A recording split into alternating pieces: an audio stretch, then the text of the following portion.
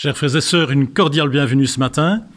Je vous invite à vous lever et à chanter ensemble « Tournez les yeux vers le Seigneur ».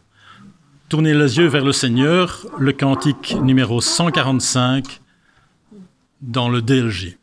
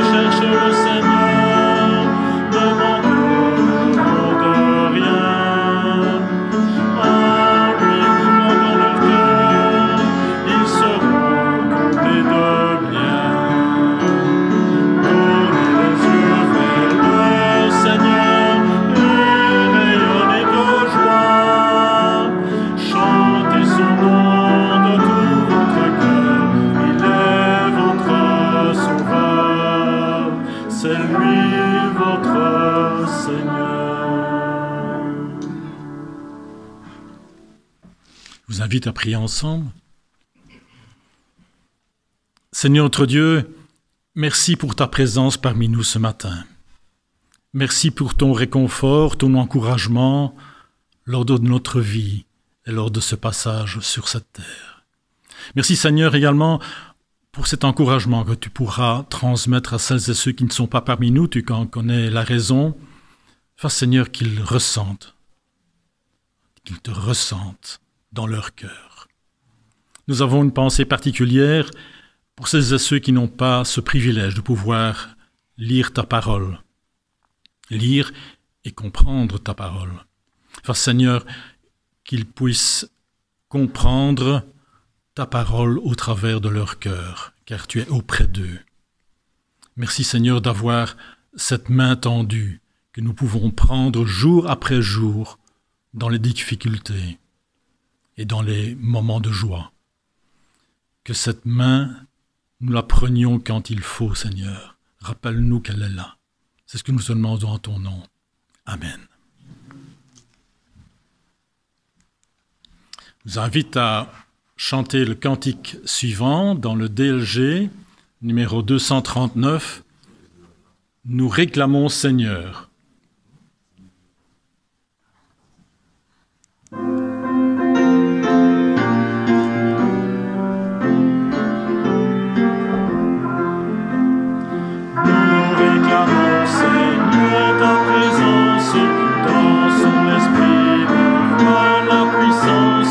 Viens et demeure au milieu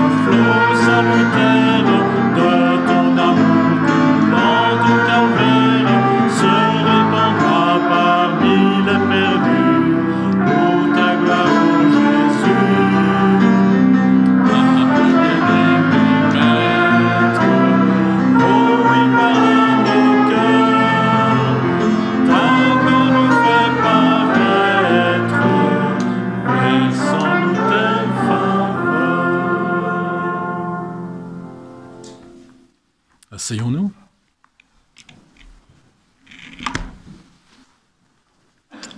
Je vous invite à prendre votre Bible, version papier ou électronique, à votre guise, et ouvrir votre Bible dans le livre des Proverbes, où nous lirons ensemble dans le premier chapitre,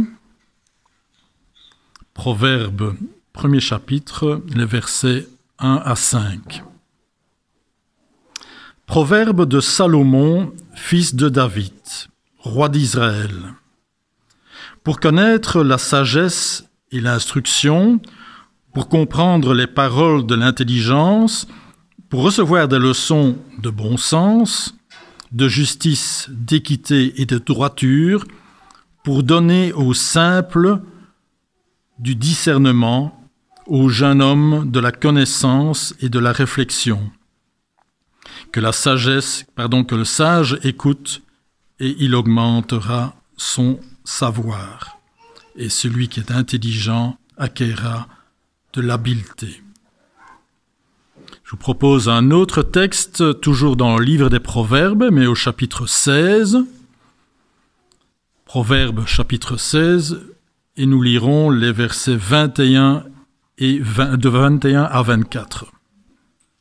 Proverbes chapitre 16, versets 21 à 24. Celui qui est sage de cœur est appelé intelligent, et la douceur des lèvres augmente le savoir.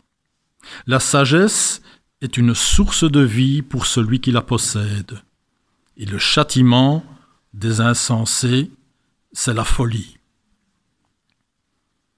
Celui qui est sage de cœur manifeste la sagesse par sa bouche, et l'accroissement de son savoir paraît sur ses lèvres. Les paroles agréables sont un rayon de miel, douces pour l'âme et salutaires pour le corps. Ce matin, nous avons une invitée, Valérie Bayeux. Vous connaissez certainement Valérie Bayeux. D'habitude, elle vient avec la jeunesse pour offrir des badges, pour aider pour la promesse, pour les JA. Mais nous l'accueillons bien sûr ce matin avec grande joie. C'est pour partager la parole de Dieu. Bienvenue Valérie.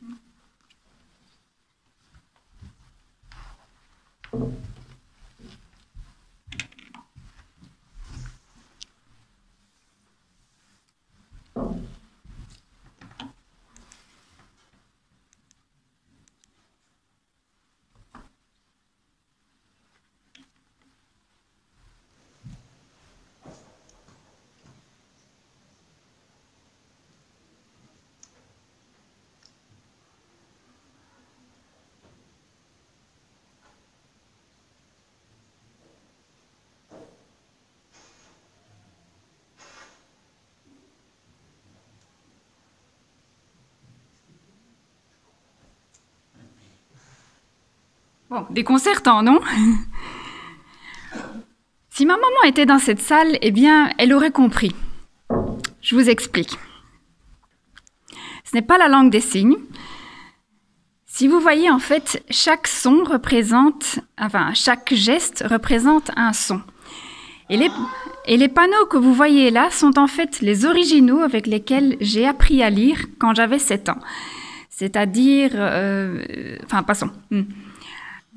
Donc voilà, comme je vous ai dit, chaque geste représente un son. Le B pour le bœuf.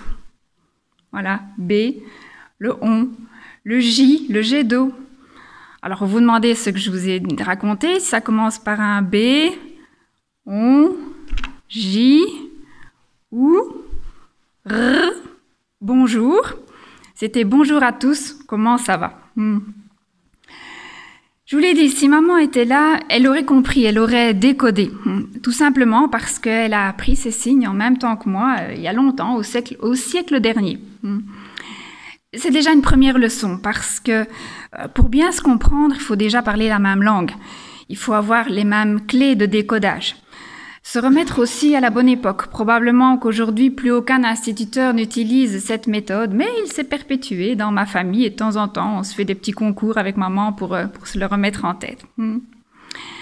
Avec la Bible, c'est un peu pareil. Nous parlons d'un livre qui a été écrit il y a 2000 ans. Nous parlons d'un texte qui a été écrit dans une autre langue ou même dans différentes langues qui nous sont vraiment étrangères. Dans un autre contexte géographique et dans un autre contexte culturel. Et ça a son importance. Et pourtant, ces derniers mois, je vous avoue avoir été frappée par la capacité du texte biblique à nous interpeller, à nous, habitants du XXIe siècle, dans une autre région, dans un autre contexte, dans un total autre environnement. Et ce qui m'a plus interpellée, c'est que finalement, ce texte peut aussi parler aux non-croyants, à tous ceux qui ont peut-être des difficultés avec Dieu, avec le concept de la foi, avec l'identité de l'Église, qu'elle soit institution ou locale. Alors je sais, ça n'a absolument rien de révolutionnaire ce que je vous raconte là, mais ces derniers mois, je sais pas, ça m'est venu d'une façon presque viscérale. Et peut-être que dans nos assemblées, peut-être même ce matin dans cette église, il y en a parmi vous qui ont justement un peu plus de galère par rapport à la notion de foi. On en l'a évoqué ce matin pendant l'école du sabbat, avec le concept de Dieu qui ne répond ou qui ne répond pas justement, avec l'Église, qu'elle soit une institution ou peut-être un problème au niveau local. Et je dis ça parce que moi aussi, je suis passée par là. Moi aussi, j'ai eu ces doutes et c'est pour ça que je me permets aussi de les partager. Et en même temps, le texte biblique a cette capacité, pour ceux qui lui laissent une chance au moins, de nous faire réfléchir. Et quand on réfléchit, on ne reste pas sur place, on continue d'avancer. Et on va parfois faire de longues pérégrinations, mais peut-être que ce chemin qui passe par une réflexion avec nous-mêmes va peut-être revenir à un moment donné chez les autres et va revenir peut-être avec une image de Dieu différente, mais beaucoup plus vraie, beaucoup peut-être moins humanisée, mais peut-être un Dieu plus humain. Alors ce matin, je vous propose de regarder un peu plus près un texte qui parle de parole. Regardez plutôt. Ça parle de même. Alors déjà, un premier indice, au vu de ce que je vous montre là, à votre avis, est-ce que ça va être un texte de l'Ancien ou du Nouveau Testament? Ça, c'est normalement une question facile. N'oubliez pas, vous avez gagné l'énigme biblique pendant plusieurs années. Alors, Ancien ou Nouveau? Il y en a qui ont peur de répondre. Oui, évidemment, Ancien.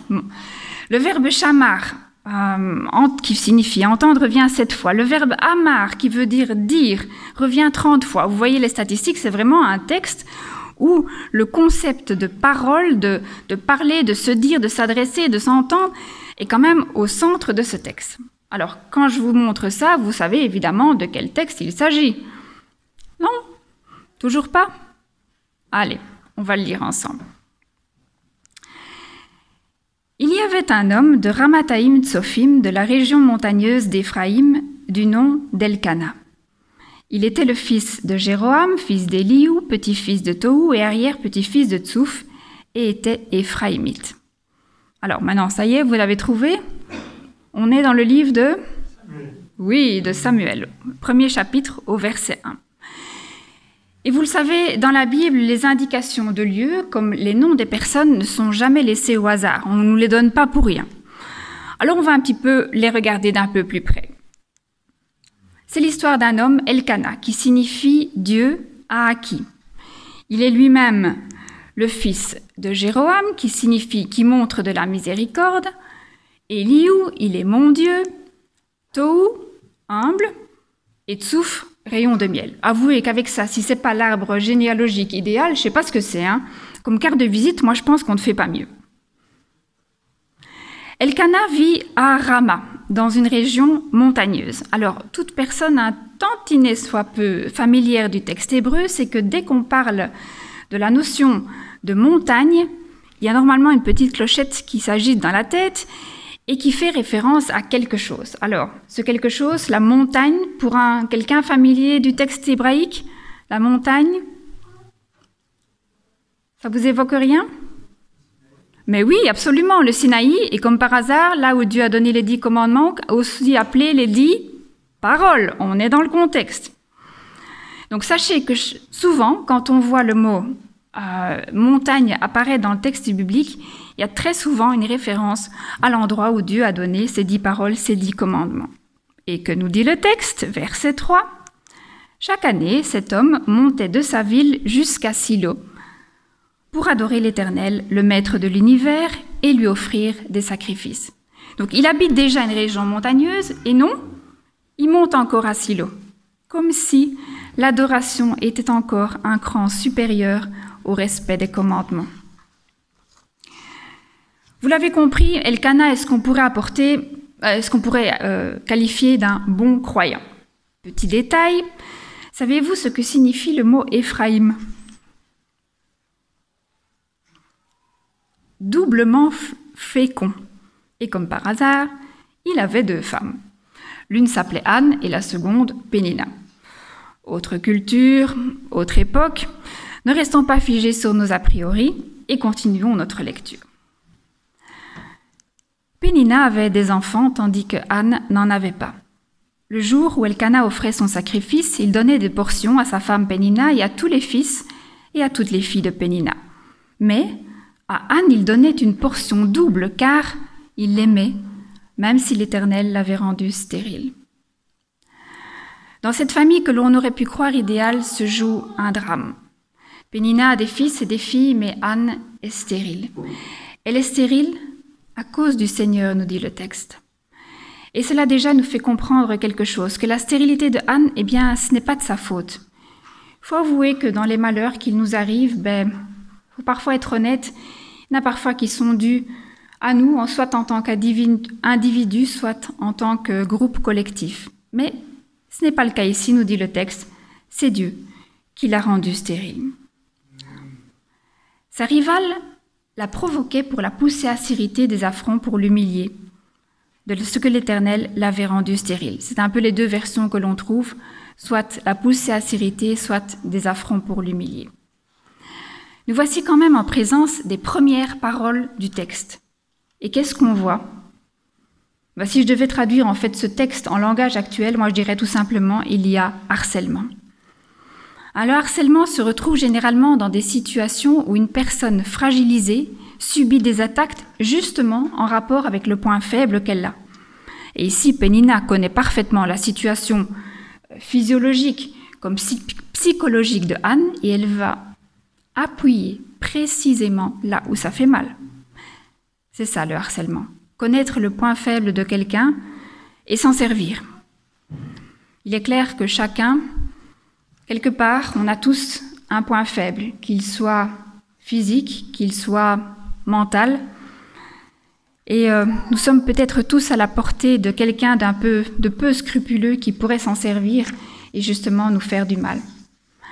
Alors le texte biblique, c'est bien, il est écrit il y a longtemps, mais s'il doit nous interpeller aujourd'hui, ça veut dire qu'il faut aussi lui laisser la place et le remettre un peu dans notre contexte actuel. Alors posons-nous la question.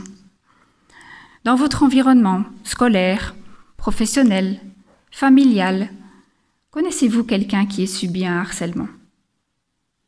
Connaissez-vous une Anne ?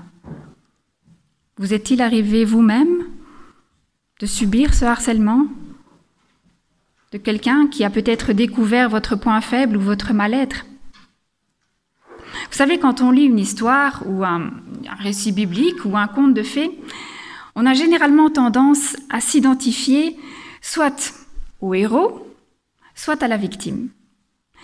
Et pourtant, il est très instructif de faire l'effort de se mettre à la place du bourreau, vous savez, la vilaine belle-mère de Cendrillon, et d'essayer un peu de comprendre quelles sont les motivations qui poussent ce personnage à agir de la sorte. Alors permettez-moi cette question dérangeante. Vous est-il déjà arrivé d'utiliser le point faible de quelqu'un pour l'humilier ou pour lui faire du mal, pour en tirer peut-être un avantage, pour écarter un ou une rivale ? Avez-vous déjà été un ou une Pénina ? Et si oui, pourquoi ? Avez-vous déjà réfléchi aux motivations qui vous ont poussé à le faire ?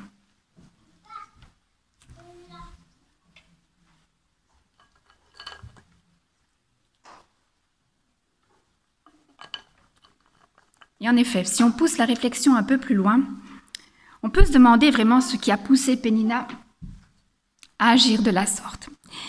Et je me demande en fait si ce n'est pas dans le mot « rival » qu'il faut essayer de trouver un début de réponse.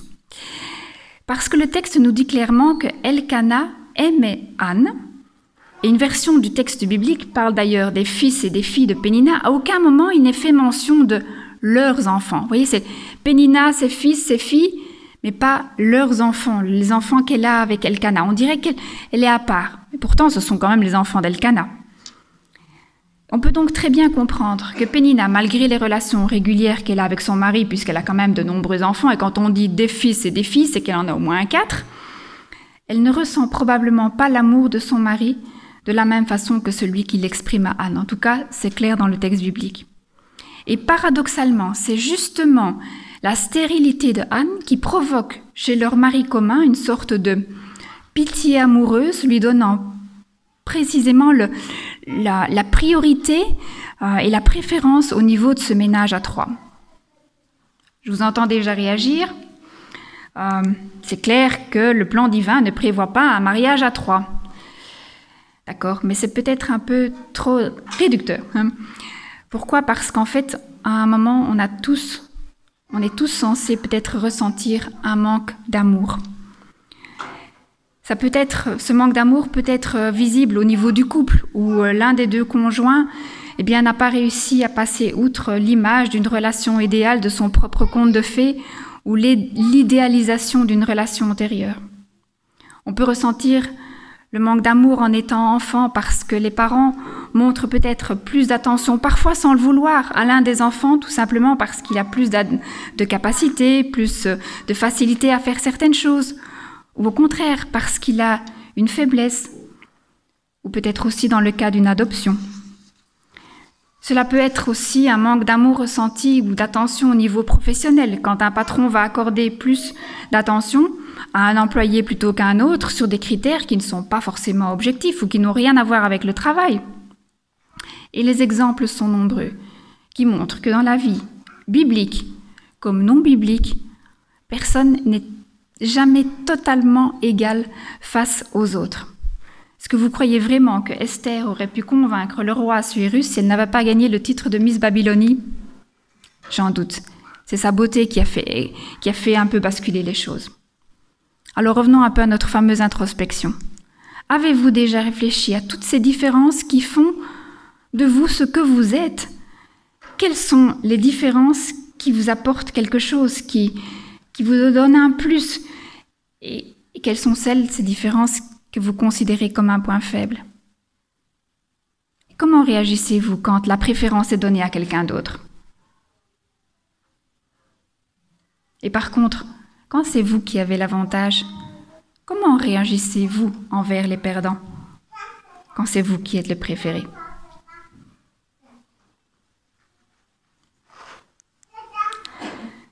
Toutes les années, il en allait de même. Chaque fois qu'Anne montait à la maison de l'Éternel, Pénina la provoquait de la même manière. Alors, elle pleurait et ne mangeait pas. Cette situation compliquée se prolonge d'année en année et crée chez Anne des conséquences physiologiques et physiques. Elle pleure, elle mange, en fait, on dirait dans le langage actuel, elle somatise. Et son mari Elkana lui disait « Anne, pourquoi pleures-tu ? Pourquoi ne manges-tu pas ? Pourquoi ton cœur est-il attristé ? Est-ce que je ne vaux pas pour toi mieux que 10 fils ?» Alors, analysons un peu la réaction d'Elkana. Moi, j'y vois 3 pistes d'interprétation. La première est de se dire « Waouh, mais qu'est-ce qu'il est chou, Elkana, de réagir comme ça. On voit quand même bien qu'il aime sa femme. Hein. »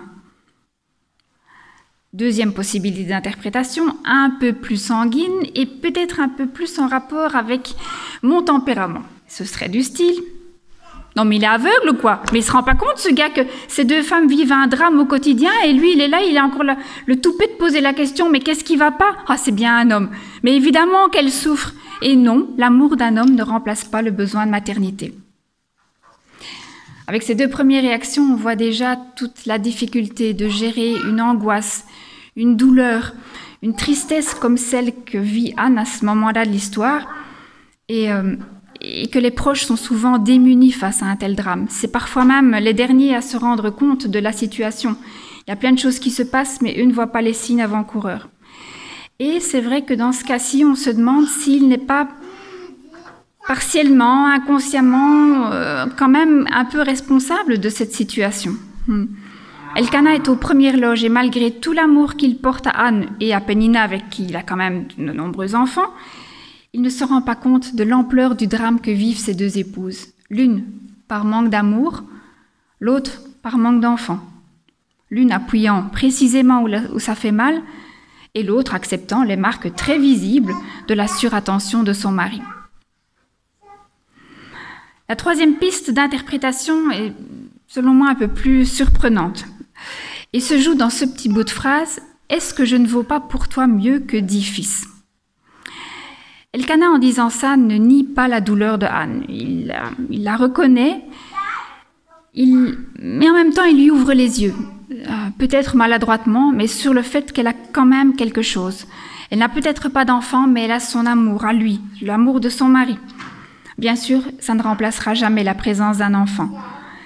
Mais dans l'absolu, il est bon, voire même indispensable, d'équilibrer notre analyse de vie en nous rendant compte, en prenant compte tous les talents dont Dieu, dont la vie nous a dotés, tous les biens que nous possédons, tout l'amour que nous avons reçu. Et je me souviens d'un témoignage l'année passée lors des fameuses inondations à Verviers, où une famille qui avait tout perdu remerciait quand même parce qu'elle était en vie. Le contraste, avoir tout perdu et pourtant remercier quand même. Nier ses manques et ses douleurs n'est certainement pas sain. Mais ne se focaliser que sur ses manques ou que sur l'herbe verte du jardin d'à côté n'est pas sain non plus. Après avoir analysé les motivations possibles de la harceleuse et du mari aimant, il est temps quand même de voir quelle va être la réaction de la victime, Anne. Anne se leva après que l'on eut mangé et bu à Silo. Le prêtre Élie était assis sur son siège près de la porte du temple de l'Éternel. L'amertume dans l'âme, elle adressa une prière à l'Éternel et pleura abondamment. Les paroles de son mari ne semblent pas avoir fait grand effet. Anne a besoin de plus, elle a besoin de Dieu, elle a besoin de prier. Et c'est assez caractéristique que des personnes, parfois même non croyantes, en cas de grosse catastrophe, se réfugient dans la prière. Anne aussi, elle a aussi besoin d'un endroit où épancher son cœur. Et le verset 10, pour moi, est absolument touchant. Elle pleurait à chaudes larmes. On voit vraiment, on ressent les larmes couler. Je ne sais pas si vous êtes comme moi, mais en tout cas, moi, ce verset, il m'interpelle. Avoir besoin d'un endroit, avoir besoin de l'Église pour épancher son cœur, pour pleurer à chaudes larmes, pour adresser une prière au Seigneur. Alors, dans les églises catholiques, on a un endroit qui s'appelle le confessionnal. C'est vrai que nous n'avons pas la même façon d'aborder les choses, mais la question est la suivante. Quelle place laissons-nous dans nos églises à la douleur, aux larmes, au mal-être? Bien sûr, vous me comprenez, la joie a tout à fait sa place. Heureusement qu'elle est là et elle fait du bien. Mais y a-t-il aussi une place pour les larmes ou pas? Finalement, est-ce qu'un chrétien a le droit de ne pas aller bien? Est-ce qu'on a le droit d'amener à l'église toutes ces casseroles, tout ce qui ne va pas, tous ces boulets, toutes les peines que l'on a derrière soi? Alors voyons la réponse du prêtre local. Comme elle restait longtemps en prière devant l'Éternel, Élie observa sa bouche. Anne parlait dans son cœur et ne faisait que remuer les lèvres. On n'entendait pas sa voix. Élie pensa qu'elle était ivre. Et c'est alors que se produit une chose terrible. Il lui dit: « Jusque à quand seras-tu ivre? Va cuver ton vin. » Ou avec un mauvais jeu de mots, vas-y, tire-toi. Vous vous rendez compte? Elle est déjà en train de fuir son environnement douloureux, pesant, malsain. Et elle essaie de trouver un endroit pour exprimer sa peine, et le seul réconfort qu'elle reçoit, c'est une accusation d'alcoolisme en plus. Vous vous rendez compte? C'est complètement fou cette histoire. Quand Pénina la harcelait, c'est vrai que c'était douloureux, mais au moins c'était vrai, elle n'avait pas d'enfant. Mais ici, c'est une accusation qui est fausse. Anne n'est pas ivre. C'est déjà dur d'être une victime pour un harcèlement ou pour une faiblesse qu'on possède, mais se faire accuser pour quelque chose qu'on n'a pas fait, c'est terrible. Et quand en plus l'accusation vient du prêtre local ou d'un représentant religieux, il y a de quoi perdre pied. C'est qu'Élie n'a pas su ouvrir les petites antennes sensitives. Il n'a pas été sensible aux ultrasons de Anne. Regardez le verset 13. Elle parlait dans son cœur, et ça, il ne l'a pas compris, il ne l'a pas ressenti. Il n'a pas vu que derrière des cris muets, parfois se cachaient des cris beaucoup plus puissants qui se manifestaient sous forme d'une douleur, parce que le langage corporel est aussi une parole. À la place de Anne, beaucoup de personnes auraient jeté l'éponge. Puisque c'est ainsi, puisqu'on me traite de cette façon-là, moi, bye bye, vous ne me reverrez plus. Puisqu'on m'accuse d'une façon injuste, moi, je ne veux plus rester ici. Et j'avoue que ce cas, eh bien, je l'ai vécu d'assez près, quand beaucoup de personnes d'une église, par solidarité avec une autre qui avait été faussement accusée, eh bien, sont parties de l'église. Ça fait certainement un tiers de l'église en moins. Et ce cas, je l'ai vécu d'autant plus près que c'était dans mon église. Comme quoi, ça arrive aussi chez nous. Alors, quelle va être la réaction de Anne ? Verset 15. Anne répondit : « Ce n'est pas cela, mon Seigneur, je suis une femme à l'esprit abattu. Je n'ai bu ni vin, ni boisson enivrante, mais j'ai penché mon cœur devant l'Éternel. Ne prends pas ta servante pour une femme légère, car c'est le trop-plein de ma douleur et de mon chagrin qui m'a fait parler jusqu'à présent. » Anne, elle répond, elle s'explique. Elle décrit sa situation. Elle ne monte pas sur ses grands chevaux, elle ne claque pas la porte, elle n'en remet pas une couche, mais elle tient quand même à mettre les choses au point. Ce qu'elle dit n'est pas spectaculaire, elle ne va pas forcément exagérer les choses, mais elle évoque la vérité nue et sincère. Ce qui me fait sourire, c'est qu'elle a quand même le toupet de remettre le prêtre local à sa place. Ne traite pas ta servante comme une fille de rien. Autrement dit, avant de faire des reproches ou de coller des étiquettes, eh bien, regarde un peu s'il n'y a pas quelque chose qui se passe. Enfin, prêtre local, vous vous rendez bien compte qu'il n'y a pas que le prêtre ici qui pourrait être accusé de ce genre de choses. On est parfois tous concernés à mettre facilement des étiquettes. Et ces paroles justes, sincères, vont provoquer un changement d'attitude chez Élie. Élie reprit la parole et dit : « Pars en paix, et que le Dieu d'Israël exauce la prière que tu lui as adressée. » Elle répondit : « Que ta servante trouve grâce à tes yeux. » J'aime beaucoup cette phrase parce qu'il y a un magnifique jeu de mots. Que ta servante trouve grâce à tes yeux. Pourquoi ? Eh bien, tout simplement parce que Anne veut dire gracieuse. C'est un peu comme si elle disait que je puisse être moi-même, que je puisse enfin être qui je suis. Cette femme s'en alla, elle se remit à manger, son visage ne fut plus le même. Élie a changé de ton, ses paroles sont nettement plus bienveillantes, il lui souhaite même que son vœu de maternité soit exaucé. Personnellement, vous connaissez mon tempérament, je regrette un peu qu'il ne lui ait pas fait des excuses, mais bon, autre culture, autre époque. Mais Anne lui répond avec la même gentillesse. Les choses ont changé, elle retrouve l'appétit, elle n'a toujours pas d'enfant, mais elle a l'espoir. Les versets qui suivent, eh bien, nous les avons analysés l'année passée justement lors d'une cérémonie d'investiture en dessous du sceau là-bas. Vous voyez que dans l'attitude de Samuel par rapport justement aux représentants religieux, il va y avoir aussi énormément d'ajustements et de choses qui vont le faire réfléchir. En tout cas, la suite du chapitre 1 et le chapitre 2 et 3 sont extrêmement croustillants au niveau justement de l'apprentissage de la vie d'Église par le jeune Samuel.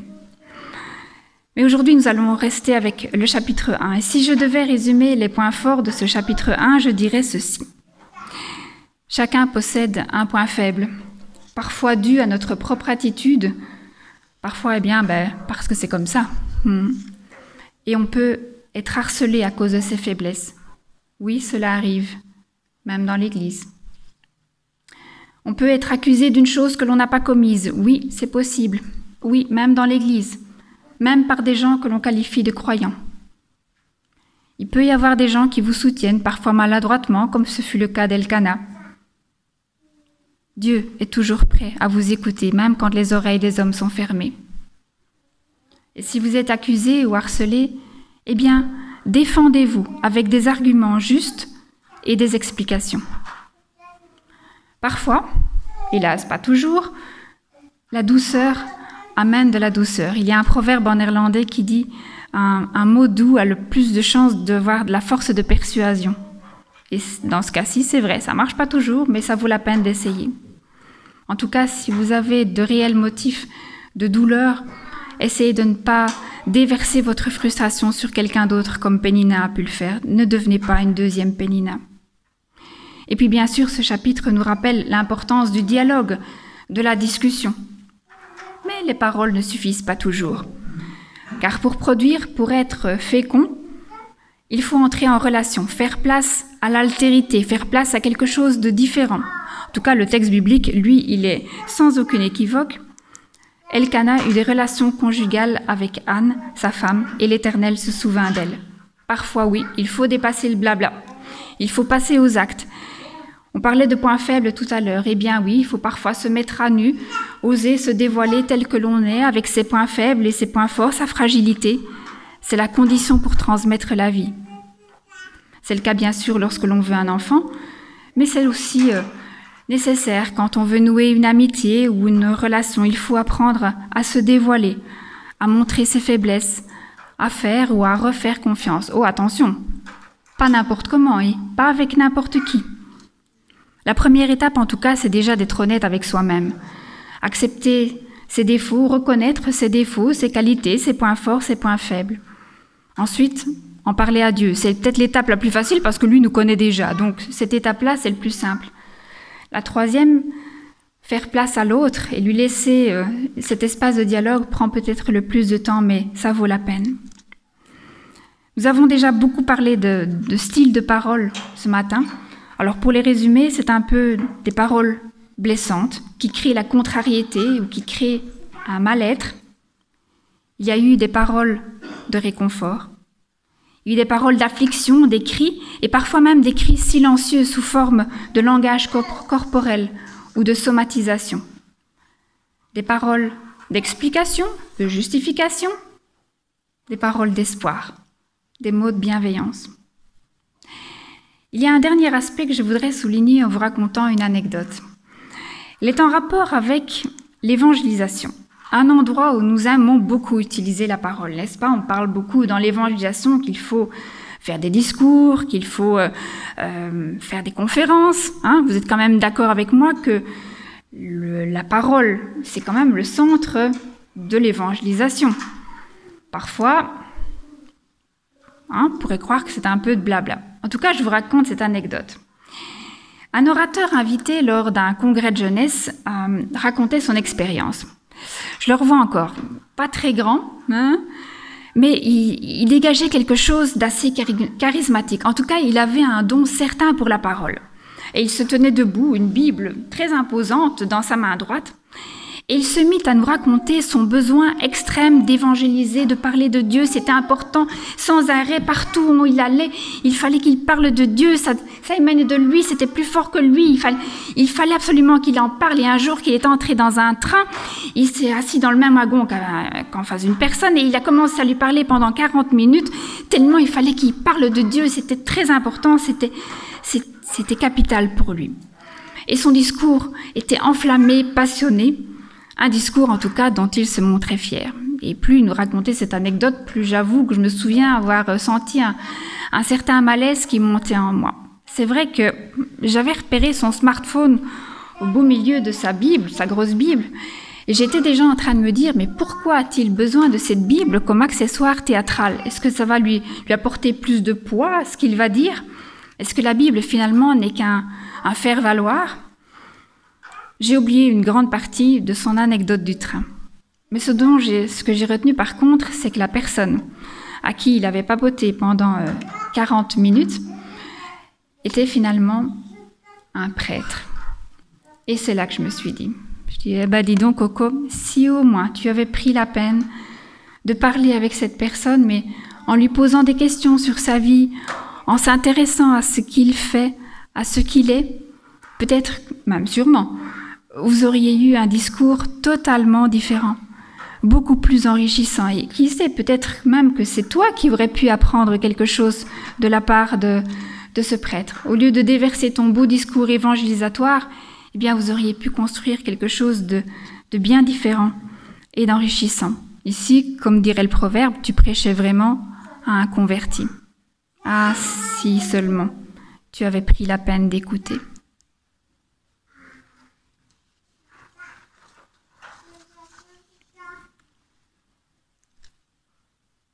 Que Dieu nous aide dans cet exercice délicat de la communication, dans la parole comme dans l'écoute. Amen.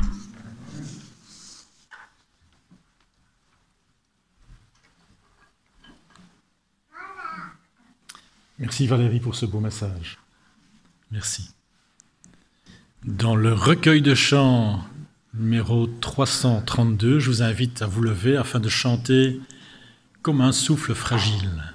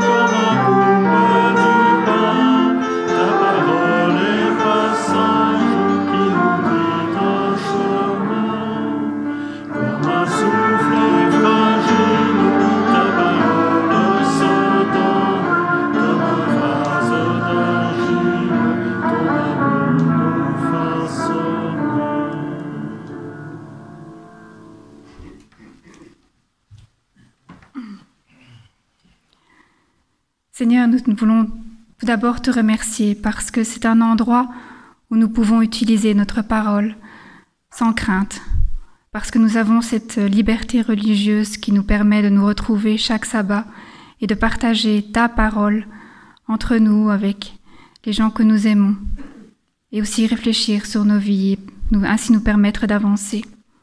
Seigneur, tu nous as fait un don énorme au niveau de cette fameuse parole. Mais nous nous rendons compte que parfois nous l'utilisons à mauvais escient ou de façon inadéquate, maladroite. Alors Seigneur, nous venons une fois de plus implorer ta sagesse pour pouvoir l'utiliser à bon escient, pour pouvoir utiliser les mots non pas comme un couteau, mais comme des pierres pour construire un pont vers l'autre, que nous puissions échanger, que nous puissions partager. Seigneur, tu nous as fait un autre beau cadeau, tu nous as envoyé ton Fils qui lui a été notre exemple suprême, et notamment au niveau de la parole, dans son enseignement, mais surtout en mettant ces paroles en pratique par des actes d'amour, de bienveillance, de respect, d'acceptation. Seigneur, nous te demandons de nous donner la force chaque jour de le regarder comme modèle et de pouvoir l'imiter. Nous te remercions encore pour cette journée de repos qui nous permet de nous ressourcer tant l'âme que l'esprit et le corps. Merci aussi parce qu'elle pourra nous donner des forces pour la semaine qui vient. Et c'est encore au nom justement de ton Fils Jésus et de tout ce qu'il nous a montré que nous voulons entamer cette nouvelle semaine en te disant merci. Amen.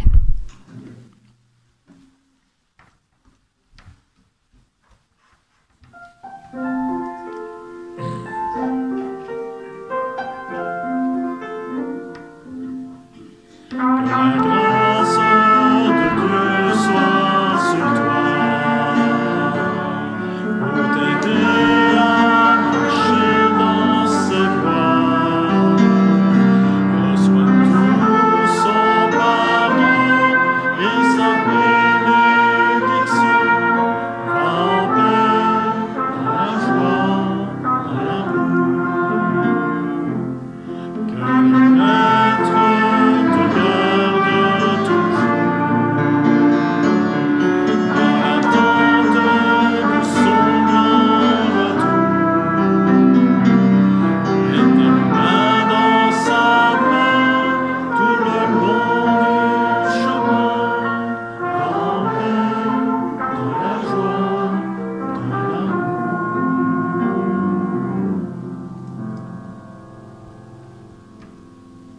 N'oublions pas cette semaine que nous pouvons toujours tendre notre main à la main qui nous est proposée, la main de notre Père éternel.